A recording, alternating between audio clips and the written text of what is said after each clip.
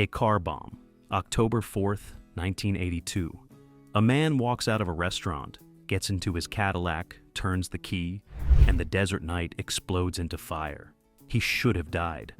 Every law of physics said he should have died, but he didn't. And the reason he survived, the reason Frank Rosenthal lived to tell the story, came down to a single piece of metal bolted beneath his seat that the men who built the bomb didn't know was there. Vegas is full of near misses. This one changed everything. Hi, my name is Michael, and this is Old Vegas Legends. Who was Frank Rosenthal? Frank Lawrence Rosenthal was born in Chicago in 1929. Jewish kid from the North Side, grew up in the bleachers of Wrigley Field with a racing form in one hand and a pencil in the other. His father owned racehorses. The boy learned odds before he learned long division.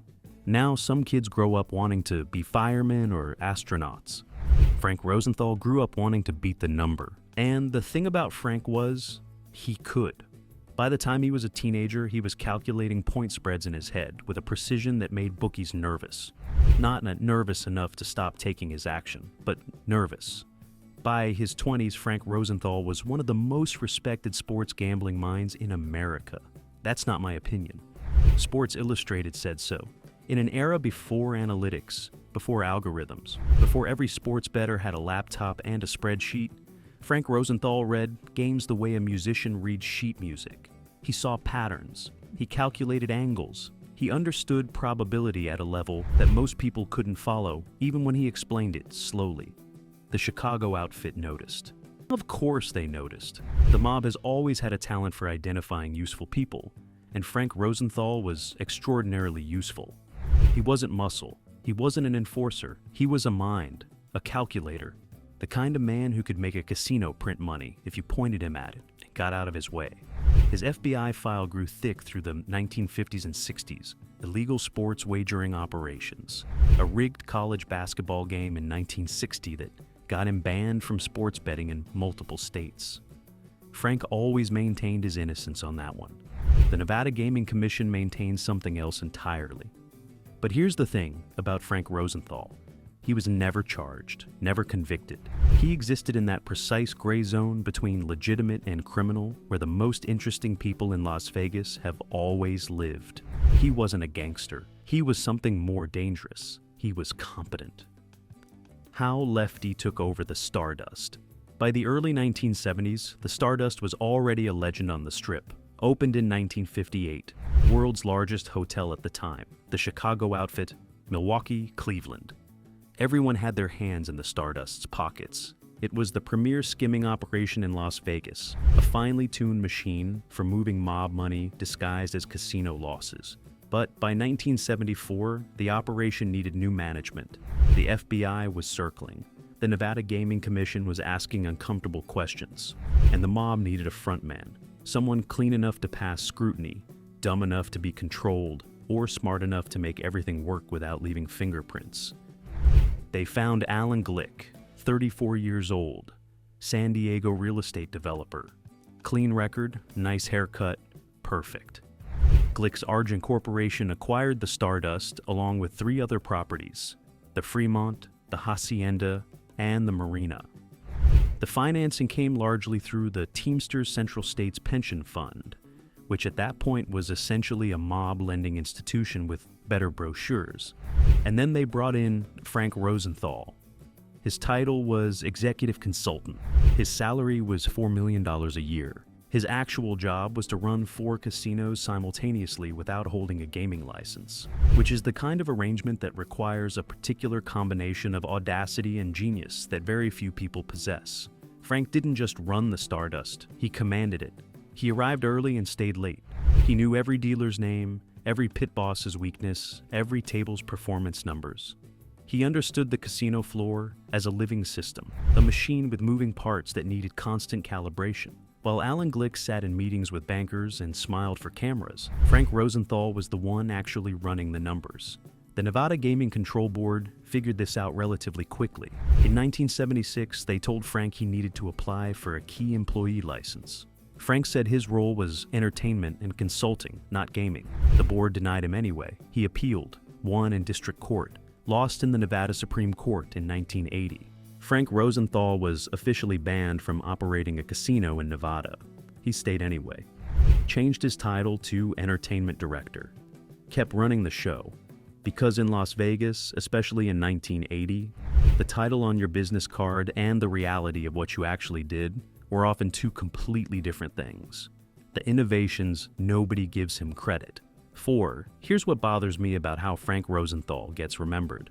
Casino came out in 1995. People watch it, they see the car bomb, the mob money, Jerry's drug problem, Tony Spilatro being Tony Spilatro, and they think, okay, mob story, Vegas corruption, got it. What they miss is that Frank Rosenthal was also a genuine innovator. The kind of operator who changed the industry in ways that still shape Las Vegas today. Take the sports book.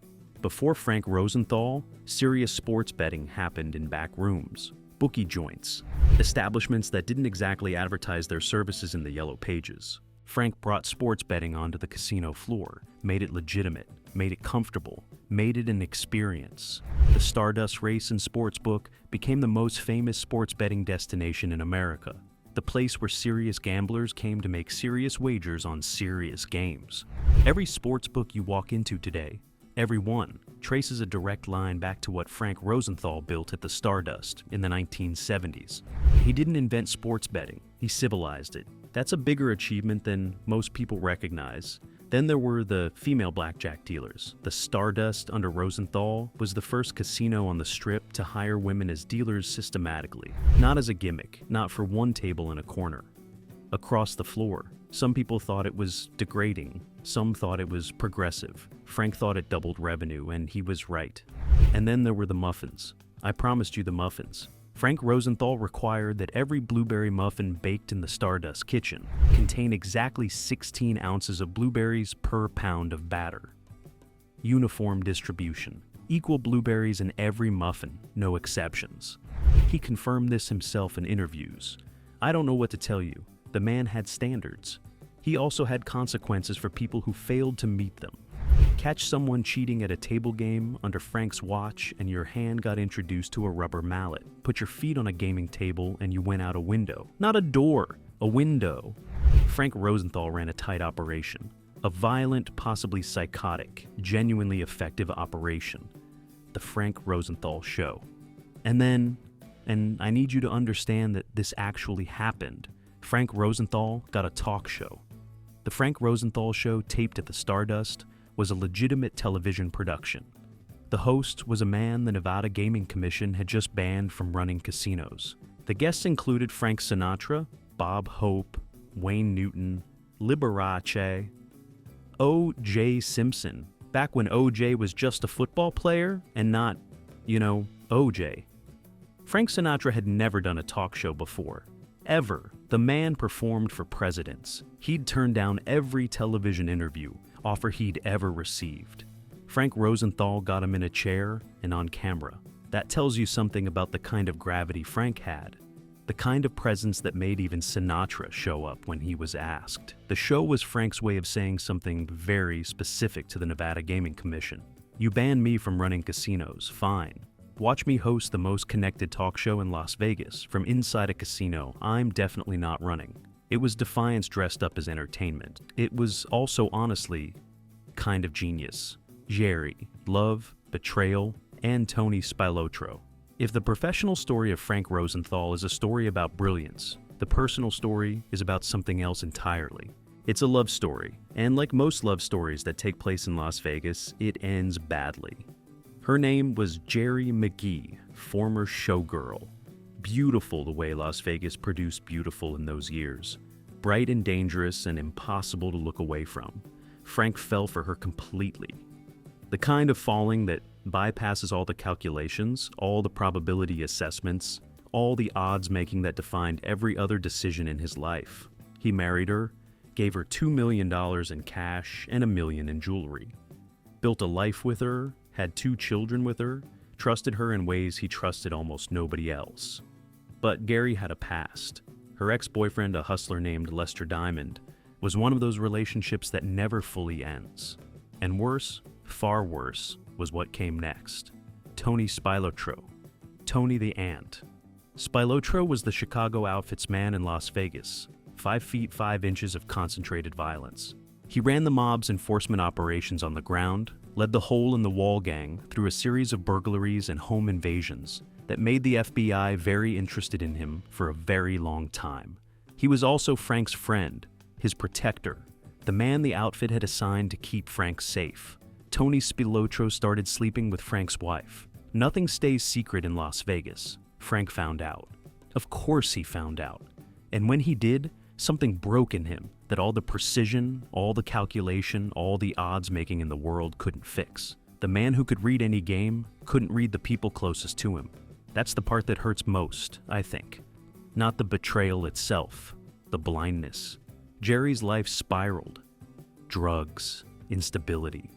Frank tried to hold it together for the kids. She overdosed and died in Los Angeles in 1982. The details stayed murky. Some said it was accidental.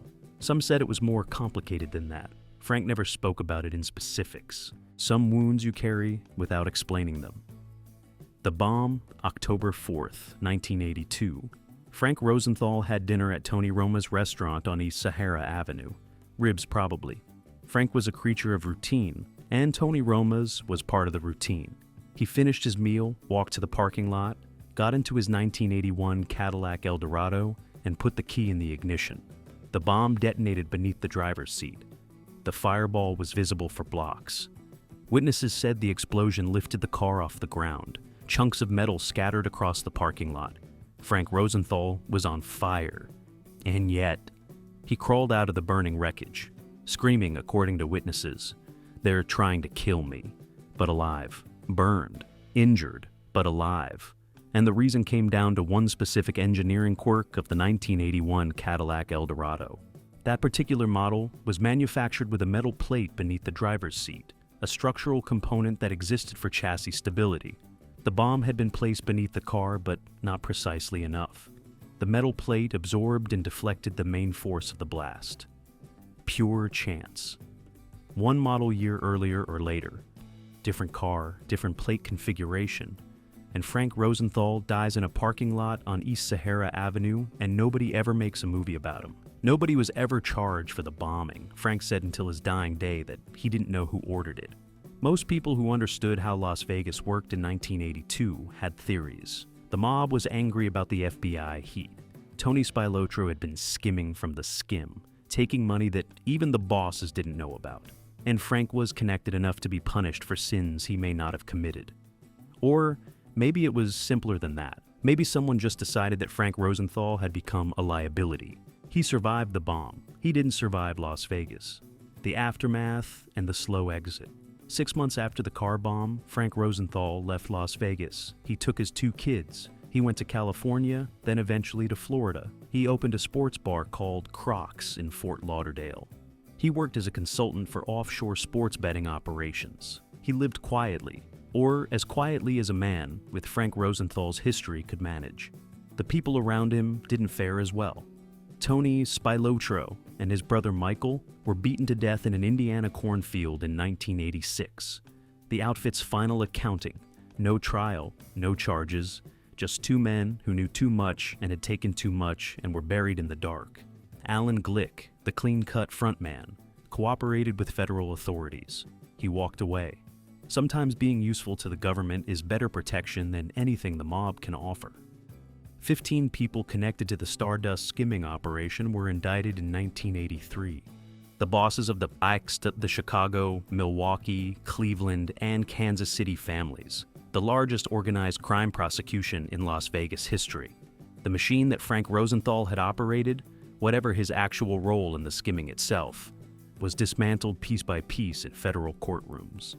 Frank was never indicted, never charged, never arrested in connection with the operation.